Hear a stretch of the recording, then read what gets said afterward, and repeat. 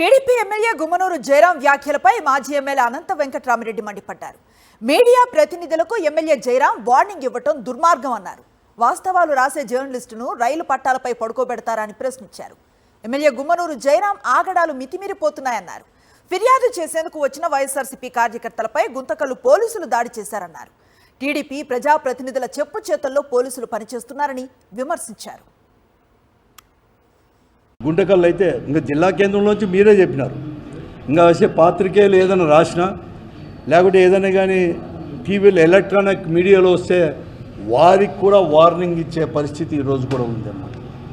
మీరు కన్నా మాకు వ్యతిరేకంగా వార్తలు అనేది కూడా ప్రచురించిన లేకుంటే ప్రసారం చేసిన మిమ్మల్ని అసలుకు ప్రాణాలతో కూడా ఉన్నేము పట్టాలపైన కూడా పండుకోబెడతామని చెప్పి బహిరంగంగా చెప్తాన్నా కూడా అడిగే నాతుడే లేదు.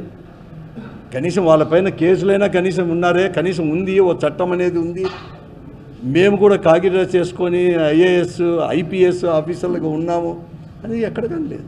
మీ వాళ్ళు ఈ పోలీస్ స్టేషన్లో ఉండే సిఐలు ఎస్ఐలు కానిస్టేబుల్ మీరు బాస్ అనుకుంటున్నారా ఎస్పీని కానీ, లేకుంటే ఆ నియోజకవర్గం ప్రజాప్రతినిధులు ఎమ్మెల్యేనో వాళ్ళే బాసులా?